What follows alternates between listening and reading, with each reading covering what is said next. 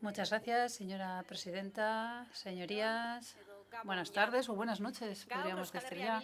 Hoy Euskal Herria Bildu trae aquí una moción sobre las inmatriculaciones de la Iglesia Católica. A lo largo de la historia, la Iglesia Católica ha tenido muchísimo poder, equiparado al del Estado muchas veces, y en ese contexto, pues ha gozado de distintos privilegios, como por ejemplo el de la inmatriculación de bienes inmuebles. Desde que se aprobara la Constitución española en 1978, quedó clara la separación entre el Estado y una confesión concreta, sin privilegios.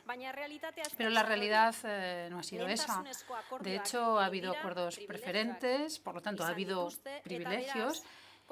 Y, por lo tanto, se han vulnerado derechos humanos y se ha ido en contra de la Constitución, muy claramente. Y no lo digo yo solo, lo dice también el Tribunal Europeo de Derechos Humanos, lo ha dicho en varias ocasiones. Una vez más, y en este tema, vemos que estamos en una transición democrática inacabada. Estamos bloqueados. Al Estado español, da igual quién esté en el Gobierno, le cuesta mucho acabar con la herencia franquista.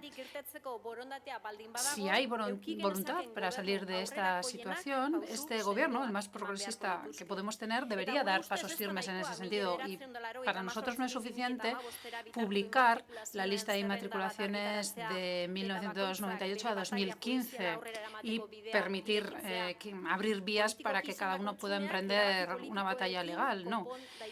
Las lagunas políticas deberían también colmarse con decisiones políticas y así debería ser. Y por eso presentamos esta enmienda. Es un ejercicio de transparencia y de normalidad democrática para proteger el patrimonio, y lo que proponemos es un proceso de regularización justa. Para realizar la primera inscripción de un inmueble del registro de la propiedad, la Administración cuenta con un mecanismo de una simple certificación administrativa a la hora de inmatricular un bien.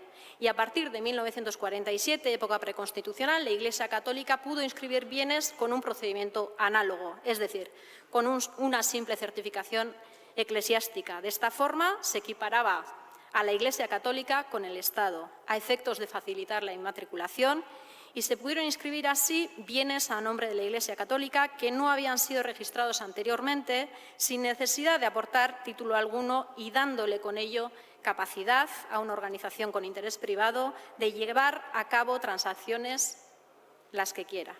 A partir de la aprobación de la Constitución española, ninguna confesión tendría carácter estatal y, por ley, quedaba clara la separación entre el Estado y la Iglesia Católica. Por lo tanto, sería inconstitucional seguir concediendo un privilegio a una confesión religiosa concreta. Pero en la práctica es innegable que no se ha respetado esta separación. Ha habido acuerdos preferentes y se han vulnerado tanto la Constitución como los derechos garantizados por la Convención Europea. Y no lo digo yo, lo dijo el Tribunal Supremo y en varias ocasiones el Tribunal Europeo de los Derechos Humanos. En 1998, con el Partido Popular en el Gobierno, se amplió este privilegio. A través del Real Decreto 1867/1998 se suprimió el artículo 5.4 del reglamento hipotecario que impedía inmatricular los lugares de culto. De esta manera se vuelve a permitir a la Iglesia Católica registrar bienes, pero en esta ocasión de todo tipo, a través de una simple certificación eclesiástica. Este es un ejemplo más que muestra cuánto le cuesta al Estado español acabar con la herencia franquista. Un ejemplo más de una transición inacabada. Desde el año 2015, desde que se aprobó la Ley 13/2015, no existe la posibilidad de seguir utilizando la certificación como medio inmatriculador y, por tanto, hoy en día no existe la posibilidad de conseguir bienes de forma ilícita. Pero la pregunta es, ¿qué ocurre con los bienes ya inmatriculados? Recientemente, tras muchos años de demora, se ha publicado por fin la lista de bienes inmatriculados por la Iglesia Católica entre los años 1998 y 2015. Según esta lista, son casi 35.000 bienes, en su mayoría registrados con una certificación eclesiástica.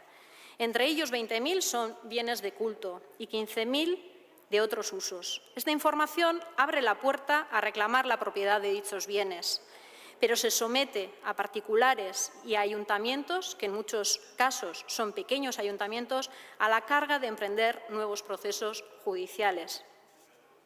Y además, seamos sinceros, si estos bienes fueron inmatriculados es que no estaban inscritos y, por tanto, será muy difícil en muchos casos contar con una prueba documental para presentarlo ante un juez y revertir la propiedad.